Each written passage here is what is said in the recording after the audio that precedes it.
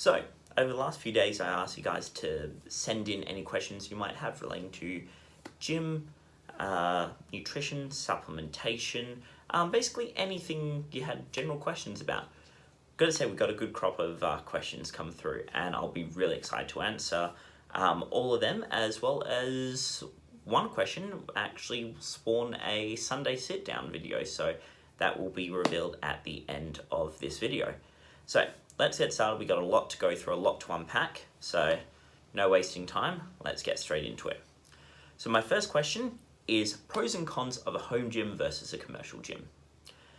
All right, now I'm a little bit biased towards this. One, because I work in a gym, and I'll always tell you commercial gyms are better, because they are.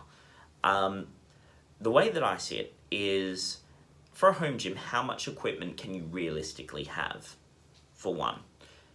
Secondly, look at the quality of the equipment. So I've had a treadmill, just for example. So I spent, I think it would have been about $800 on just a decent treadmill. Went on incline, could also do decline, and then just, general speed, and had a little bit of, heart rate monitor, emergency stop, all the features you'd usually find. Now, when you look at that, that was actually a pretty flimsy treadmill in terms of like the structure and the design. You could pick it up with two people. If you get a regular treadmill, a heavy duty commercial treadmill, they're usually about a 3 or 4 man lift. It just shows you that, the structural stability of those sorts of things are why you pay for a gym, and why you'd pay, sometimes what you might perceive to be a large amount. It's actually because what gyms offer is more than what's available to the regular home gym guy or girl. So the pros and cons. Pros for having a home gym. It's right there. It's convenient. It's easy. You don't have to waste time traveling to the gym. You can literally just, go right there. If you have like a multi-home gym, I feel they're the best value for money, because then you can at least work different muscle groups using the same thing. However, my best advice would be, if you have a home gym setup, you're better off using a home gym with like a multi-exercise setup, or free weights. Free weights will be really good, and resistance bands. They're the ones that I used during lockdown. However, you'll notice the improvements that I made over the time of lockdown were negligible compared to what I made once we, were allowed to go back into the gyms. There's a lot of pros for both in terms of, obviously a commercial gym, a huge range of equipment, a lot of array of different machines that you can use to perform a lot of different exercises. Obviously, like you go for a leg extension machine, for example. A leg extension machine costs $2,000 minimum, just for a very basic one. When you consider that your one in a home gym kit, which the cheapest I found was $500 in a multi-gym kit,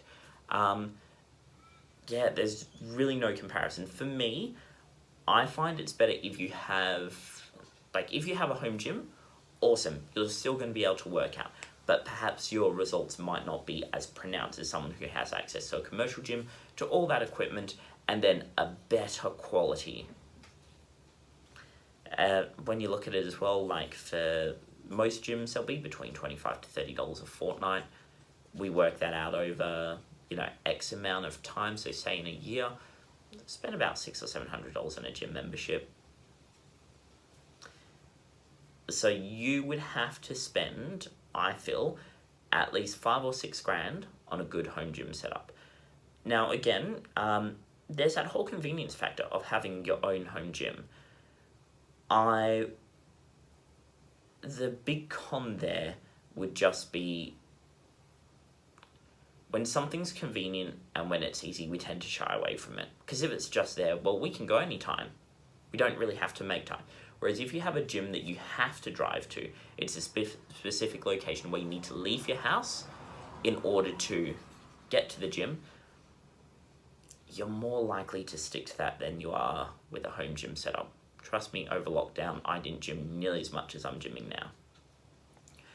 So, a lot to dissect even in that first question, but good question all the same. Next one is favourite cardio exercises. Now, I wouldn't say I have a favourite cardio exercise.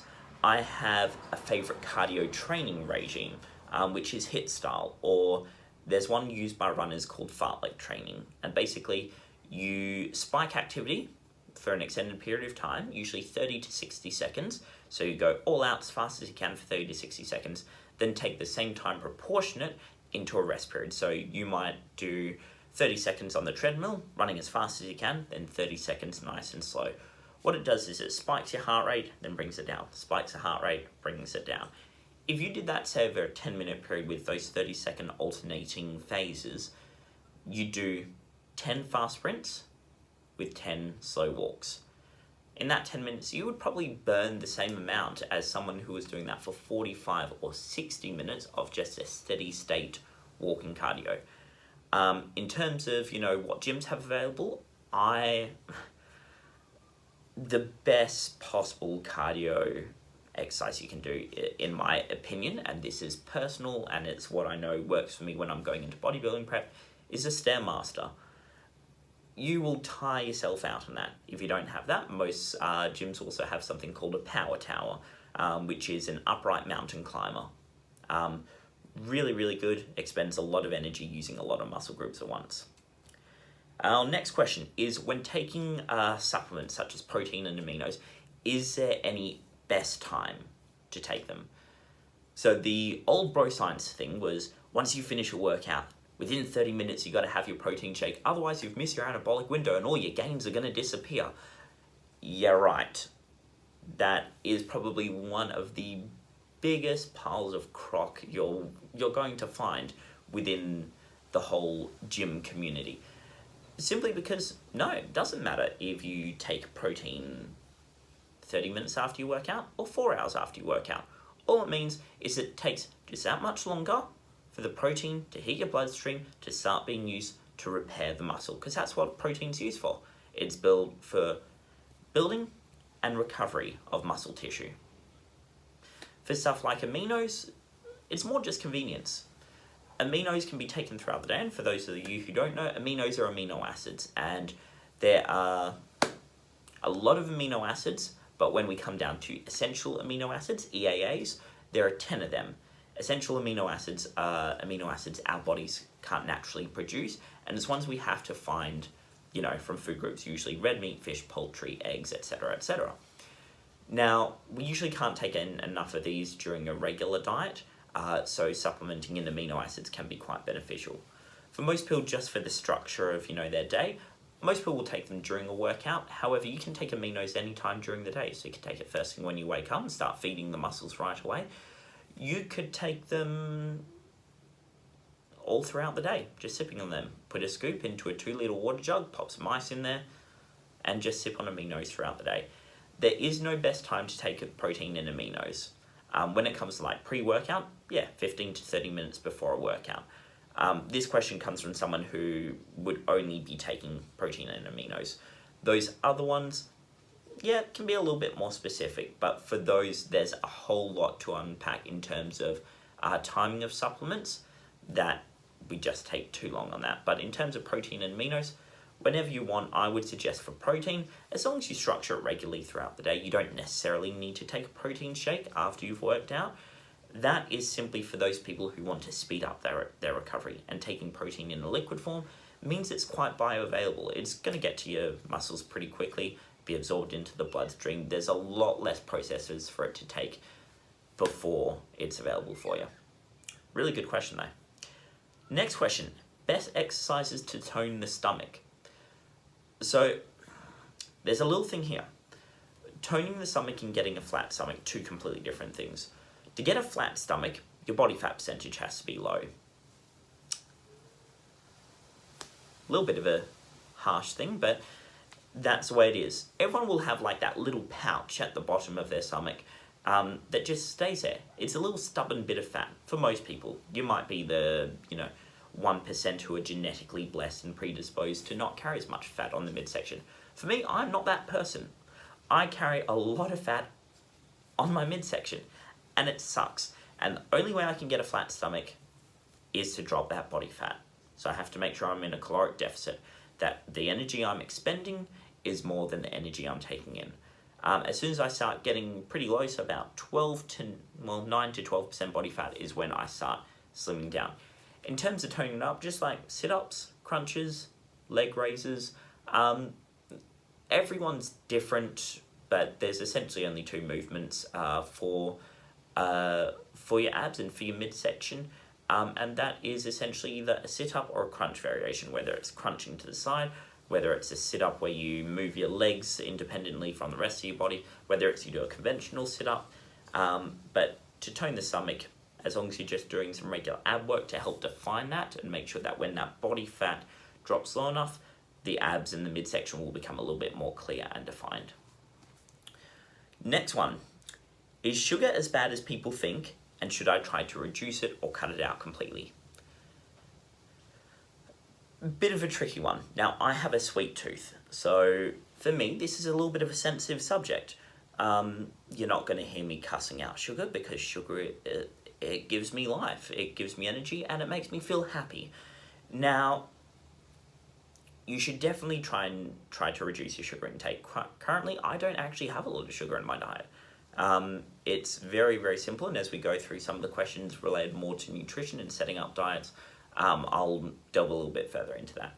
You should try and reduce it. I wouldn't say cut it out completely, but everything in moderation and balance. If you're just pumping sugar in, that's going to be, a very complex carb, and it's going to store as fat quite easily. I don't think sugar is the enemy. I think people eating too much sugar is the enemy. Just like alcohol. Alcohol isn't a bad thing. Have a few once in a while. You'll be fine. If you're drinking it habitually, that's when it becomes a problem. Everything in moderation. Try not to do anything excessive. All right, this next one is a two-part question, and it's what's your favorite exercise and what's your least favorite exercise?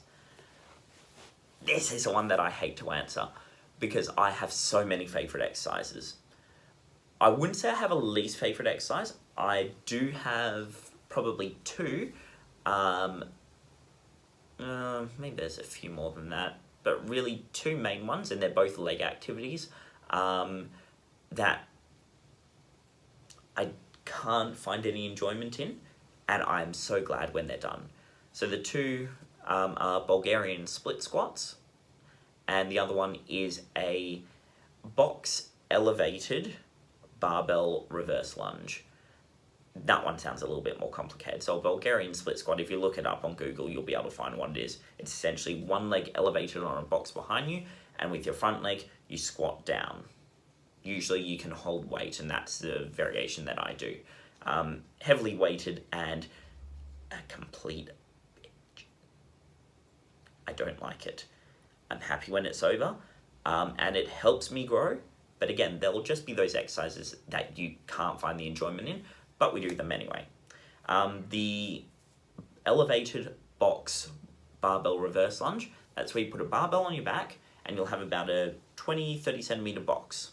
You'll stand on that, and you'll reverse lunge slowly off the box until your back knee hits the floor. It sucks. It really does. I wouldn't wish it on anyone. It is, however, a bloody fantastic exercise. So those two would probably be my least favorite. Favorite exercise. We could go through a whole lot of them, but my favorite are just the basics. Bench press, squat, deadlift, overhead press, chin-ups, pull-ups, dips, push-ups.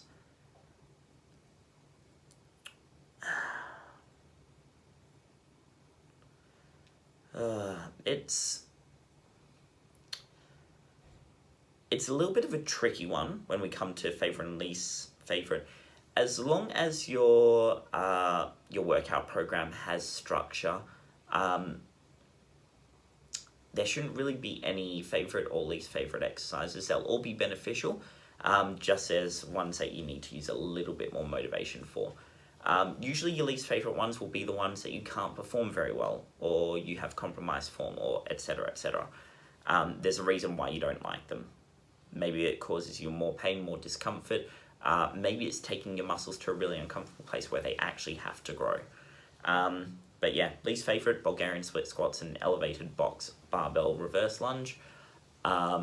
Favourites, the bread and butter, the basic stuff. I really don't like the complicated movements. I like the basic stuff. It's what I teach. Just keep it simple. That's the easiest way to do it.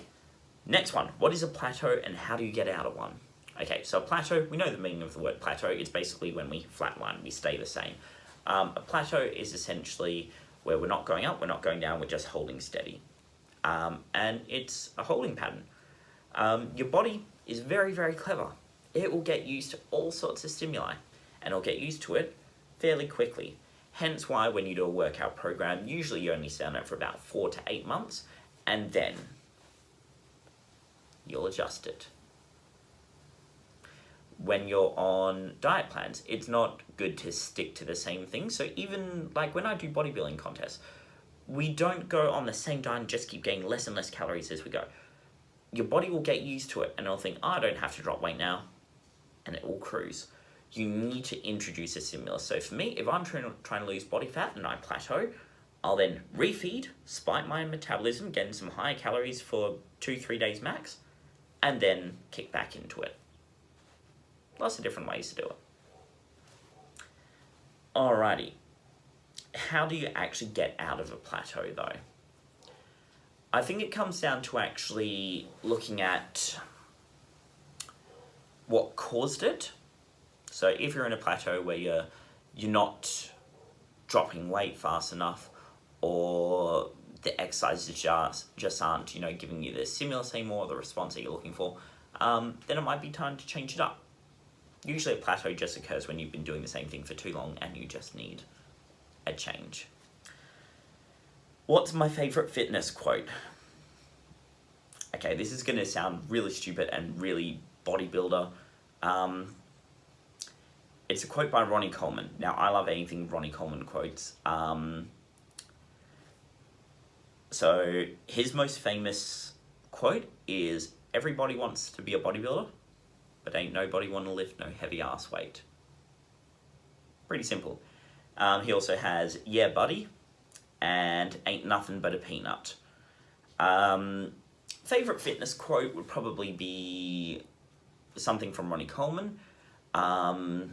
Kevin Levroni, who's another famous bodybuilder, his shaboom. And probably Joseph Mansell, who's an IFBB Pro classic physique bodybuilder based out of Adelaide, South Australia. And he has some really good quotes. So I'd recommend going to the Fitness Times Business podcast, formerly called the Massive Joe Show podcast, and have a listen to what he says. Definitely a good place to go for, education, experience, information, and a little bit of motivation as well. What's your favourite song to listen to when working out? Okay, so if I'm generally just, going around the car or at home, it's James Blunt and country music. It's really, you wouldn't pick it from someone who loves the gym so much, but I like country music and I like James Blunt. However, when I get into the gym, it's heavy metal. Anything by Skillet is really, really good. I'm, probably one of the biggest Skillet fans out there. There's a good song called Viva La Victoria. Heartless Madness. Anything really heavy metal. That's my jam. Okay, we're getting towards the tail end of some of these, so this is where it comes down into mostly diet. So for those of you who are really interested in diet, now's the time to take notes. How to change your mindset to a healthy diet from an unhealthy diet. Okay, mindset is everything. So you have to actually want to change. Realizing that unhealthy diets, they're called unhealthy diets for a reason. But that doesn't mean that food is the enemy. So you need to put it into perspective. If you're eating bread every day, then just getting bread, carbs. Vary up your carb, protein, and fat sources. for me, I just try and keep it really simple. So when I was bulking up, I thought the answer was just to, eat Maccas, and, I'd sit down and eat a whole family apple pie at once just for a snack. I would eat way more than I needed to. Some people just like fast food because of convenience. How to change your mindset is basically go back to your goals and motivation. So, does an unhealthy diet get you closer or further away from your goals? If it's taking further away, then just don't do it. Every now and then it's good to have a cheat meal or a free meal where you're not adhering strictly to such clean foods, but for me, I'm very much of the opinion that you need to have a good balance. Again, having fries isn't going to make you fat if you're having them once. It's when you do it habitually and when you're doing it consistently. One day of dieting won't make you skinny, just like one cheat meal won't make you fat. Simple as that. What foods help boost your cardio training, and would it benefit more to go plant-based? Okay.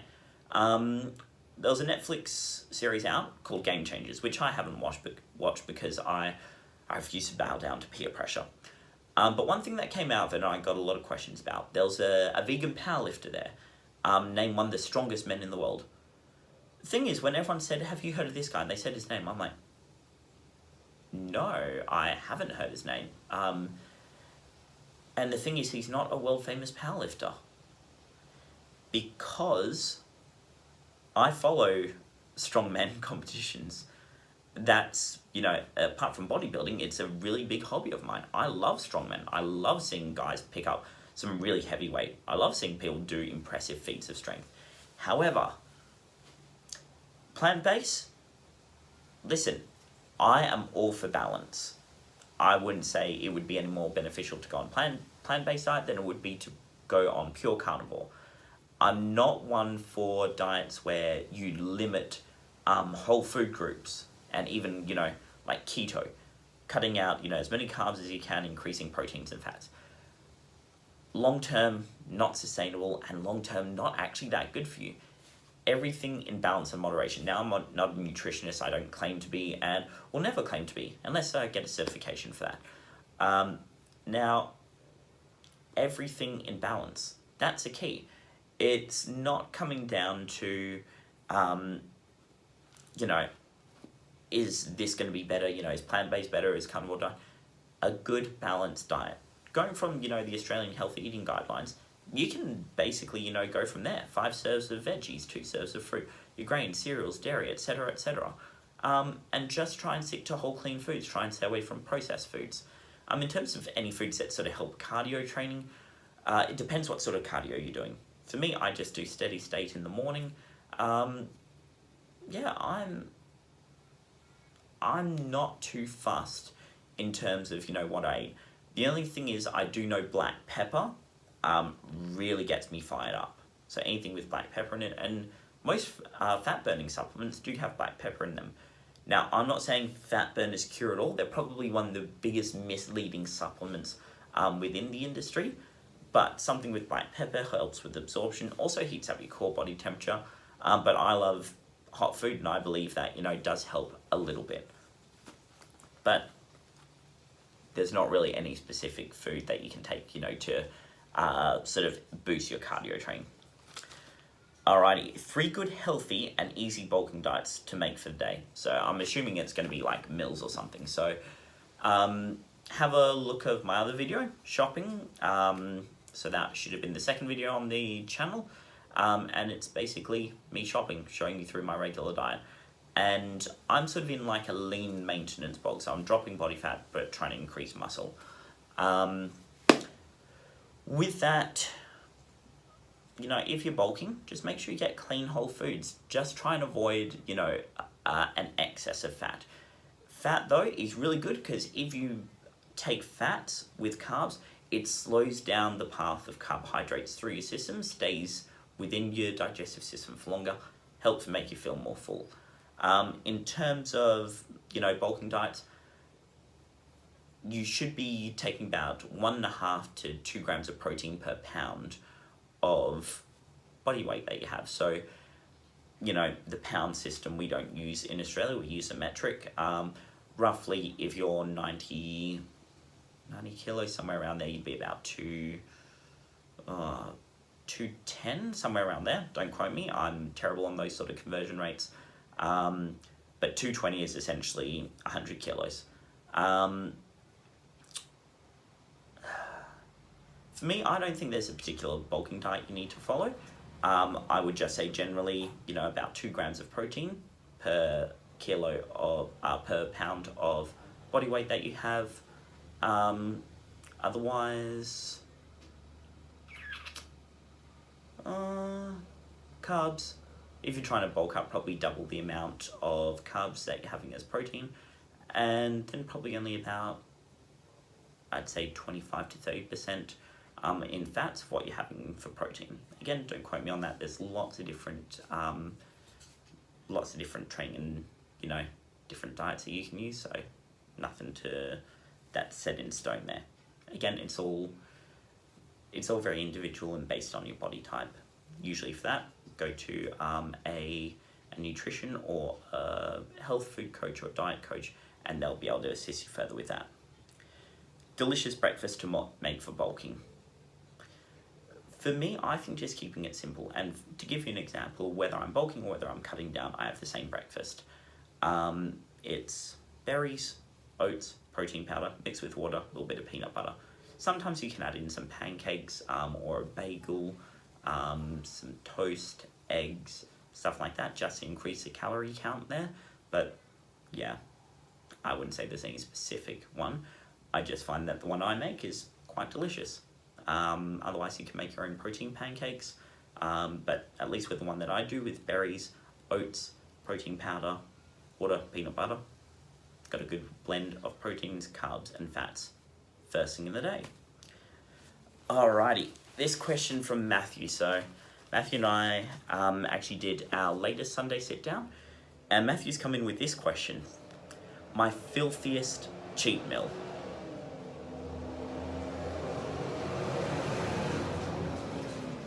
There we go, just excuse that, near a busy road. Oh, right now it's busy because everyone's coming back home from work. So, filthiest cheat meal. I've had a few. I'm not gonna lie, I've done like 3 McDonald's meals. We're talking large, so burger, fries, and a drink. 3 of them together. I think probably my worst one was I did 5 really thick protein pancakes with smoked bacon and maple syrup. And then I did a 6-pack box of Krispy Kreme donuts. Just a regular Krispy Kreme, heat them up, they go super soft, and I can eat them in one bite. That's probably my filthiest cheat meal. That was just a single sitting though. So 5 really thick pancakes, smoked bacon, maple syrup, and then a pack of 6 Krispy Kremes. Not proud of that one. Alrighty, that finishes up all the questions. However, there was one that one of my clients, Liam, brought up, and I thought was absolutely excellent, and it'll take a little bit more time to unpack. And he said, how do you structure a workout plan? I thought, yeah, that's probably going to take more than 2-3 minutes to answer. So what we're going to do is this coming Sunday on Sunday Sit Downs, episode 3, we're going to talk about making a workout plan. That one will be through and upload onto YouTube by about 5 p.m. on Sunday. So, thank you guys for your questions. Remember, if you have anything, just drop it in the comments below. Feel free to follow me on Instagram. So we've got @theSupGuy, we've got @Team_GTrain, which is one that this whole channel is based around, and you have @Garins_EvansPT.